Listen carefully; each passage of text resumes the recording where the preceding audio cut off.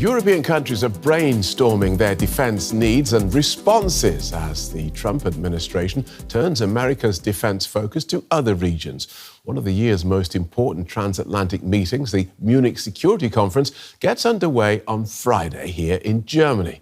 Now, one German foreign policy expert is already warning of another testy speech from the United States, this time from Secretary of State Marco Rubio. Ahead of the Munich conference, NATO defence ministers have been meeting in Brussels, but without US Defence Secretary Pete Hegseth, who skipped the meeting. Top of their agenda was the alliance's new Arctic Sentry mission, a set-up in the wake of US pressure over Greenland's security. At a separate virtual meeting, a country supporting Ukraine's fight against Russia also reconfirmed their commitment. Elisabeth Braw is a senior fellow at the Atlantic Council's Scowcroft Centre for Strategy and Security. Welcome back to DW, Elisabeth. NATO does have quite a lot on its plate at the moment. Help us understand which is its biggest priority, Ukraine or Arctic security? Or unity within the alliance itself, which is really the biggest priority at the moment. Without unity within NATO, there will be no NATO, and then all those other concerns are secondary. But you mentioned two other hugely important issues there. Ukraine clearly still fighting valiantly against the Russians. And then we have the new big subject, Arctic security. The Arctic has been vulnerable for some time, but obviously with the addition of Greenland as an urgent concern, the Arctic has become even more of a priority for NATO member states. And no US Defence Secretary at today's NATO meeting. Pete Hegseth sent one of his deputies who didn't even mention Ukraine during his address. So how much agreement is there between Europe and the US over Ukraine policy? Yes, indeed. Hegseth sent the number 3 NATO official to the meeting, which was a signal in itself. Now, when it comes to Ukraine, at ministerials like this, plus the number 3 from the United States, you are not going to hear open disagreements in the open. You will see them post for the traditional family photo, which is what they did. But the reality remains that European countries, the European members of NATO, plus Canada, feel strongly about supporting Ukraine with weapons and also, by the way, with things like generators. Now that Russia is targeting Ukrainian energy infrastructure, and the United States feels very strongly that Ukraine should sign the proposed peace deal as soon as possible. And I think we've been hearing dates like April, May, which is right around the corner. So there are really quite different understandings of what should happen next in Ukraine. Right. And what of the crisis over Greenland? Has that now passed, given that NATO's launched this Arctic Sentry initiative? Greenland is a bonkers situation. So President Trump said in around the beginning of the year that the United States needed to have Greenland for the security of Greenland. And European countries then responded by helping Denmark shore up the defense of Greenland. And that was then seen as somehow shoring it up against US aggression, whereas what these countries were doing was showing that Denmark is capable of defending Greenland, but the situation seems to have stabilized a bit. Trump hasn't mentioned Greenland lately. It could be because he's been distracted by other things, including the Epstein files and the situation in Minnesota. But what is happening is that European countries, especially Northern European countries, are helping the Danes shore up the security of Greenland by sending more capacity, whether that be an aircraft stationed on Iceland for the protection of Greenland or having soldiers in Greenland itself or on Greenland. So as the US deprioritizes Europe, Can you see actually relinquishing its membership, its leadership of NATO?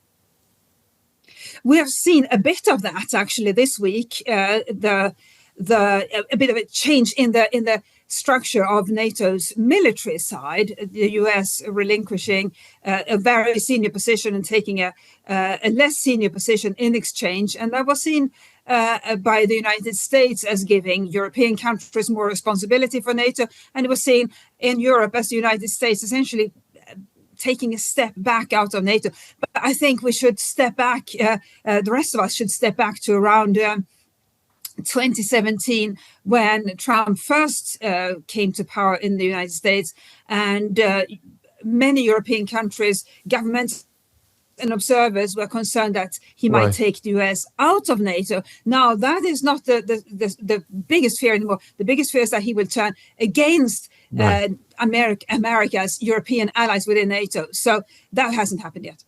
Thanks for talking us through that, Elisabeth. Elisabeth Braw from the Scowcroft Centre for Strategy and Security. DW's Terri Schulz has been following the day's developments at NATO headquarters in Brussels. Welcome back, Terri. Just a few weeks ago, European countries were worried the US was going to invade Greenland. Are NATO allies all best friends again now?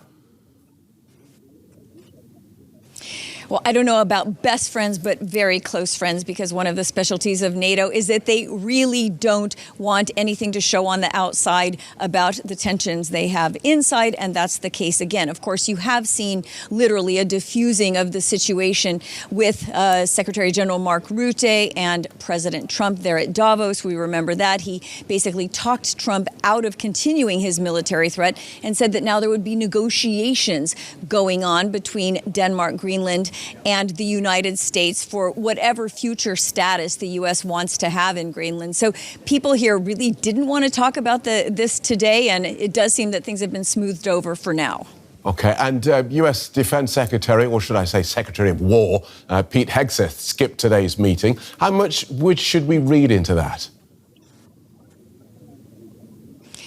Yeah, and this is the second meeting that a cabinet-level official from the Trump administration has skipped. The last meeting of foreign ministers, Marco Rubio, didn't show up. So now, again, if you talk to NATO officials, the Secretary General, he says this is not a problem at all. They're very busy. They have other things to do. This doesn't mean anything about the value they place in the alliance. And he did send one of the Pentagon's top strategists, Elbridge Colby, here, and people are happy to meet him. He's an interesting guy. He has a lot of thoughts about whether the U.S. should pivot to Asia or not. He believes it should. And so, I mean, nobody would say it's a waste of time to talk to Colby. At the same time, when you're not sending your top level officials to a ministers' meeting 2 times in a row, it does make people concerned that the drawback of the United States is being shown once again.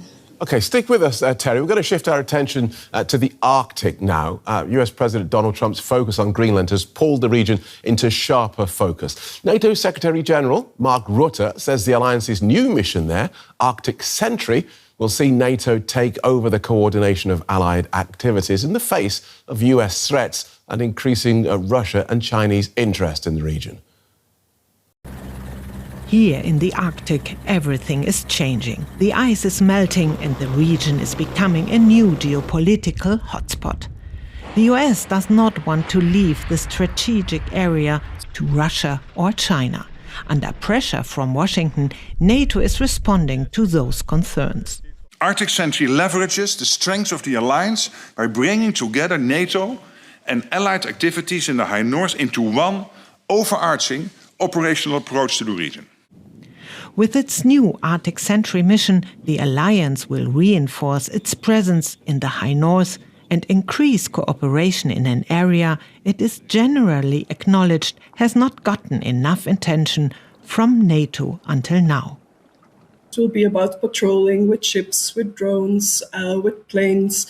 It will not so much be about stationing troops permanently, for example, in Greenland. It is, however, partly President Trump's focus on Greenland that compelled NATO to launch its enhanced vigilance activity in the Arctic. While the most publicly available threat assessments do not indicate an immediate danger from either Russia or China, experts say the potential is there. There are still important gaps, especially when it comes to undersea situational awareness, also in the North American Arctic, which is much colder and harder to navigate. So we're actually seeing less activity there at this time, but that could, of course, change in the future. I think this mission really has the potential to further bolster NATO's surveillance and situational awareness capability. NATO chief Mark Rutte says Arctic Sentry is a step-by-step approach. We bring together what we have, leverage what we have, assess where the gaps are, get Allied Command Transformation involved so that the latest technologies will be part of it, and then, based on the assessment of the gaps, decide where we need to do more over time. Concerns about Russian and Chinese ambition in the Arctic go beyond their current military presence. Russia is drilling oil, there is gas there's critical raw materials. You see that China would like to have a piece of the cake. There's the navigation route, Northern Sea Route, along the coasts of the Russian Arctic that would decrease the shipping time between Asia and Europe considerably. With Arctic Sentry, NATO aims to create a more cohesive picture of potential challenges in the Arctic and resolve some of those that have arisen inside the alliance itself. Back to Terri Schulz in Brussels. Terri, was this NATO mission suddenly announced just because of Donald Trump and his claims of Russia and Chinese threats in the High North? Well, nobody could deny that it's partly because of that. There have been long-standing concerns about the ambitions of Russia and China to have a stronger presence in the Arctic. And if you speak to experts and if you speak to officials off the record, they will say that they really haven't seen any sort of military threat at the moment. But it could come, of course, with climate change. The seaways are much more open for passage there. Nobody wants to be behind the curve if Russia and China did want to increase their military activities there, their hybrid activities, whatever may come. So no one is against increasing the presence of NATO forces in the Arctic. I think they just wouldn't have thought that it needed to be announced immediately now, unless Donald Trump had pushed them into it with his claims that there was a security gap, and that's why he needed to take over Greenland. And if I understand it correctly, what we're talking about is NATO taking over the sort of organisation and logistics of disparate national and bilateral activities that were already going on. So is NATO coordinating that activity and giving it a fancy new name? Is that going to be enough to satisfy Donald Trump? Well, you do understand it correctly, and there is criticism about this from outside the alliance. Basically, what NATO has done is said that Arctic Sentry is going to be the coordination label for things that are already happening. Of course, this will increase the intelligence sharing and the surveillance and the sharing of that kind of information, so you can detect security gaps that may, in fact, be of concern in the future. We don't know if this is going to satisfy Trump. This will certainly be how it's presented. In fact, it's interesting to note that the United States was against there being this kind of a NATO mission on Greenland and in the area before, but it has now come on board. So it seems that, especially because the Supreme Allied Commander of NATO, under whose command this is an American general, they're very much hoping that this is going to satisfy President Trump's concerns, some of which are legitimate, that they need to keep a closer eye on the High North. Ukraine also high on today's agenda. How united are Europe and the US with regard to Ukraine? Well, the United States has basically stopped all of its financial assistance to Ukraine, and any U.S.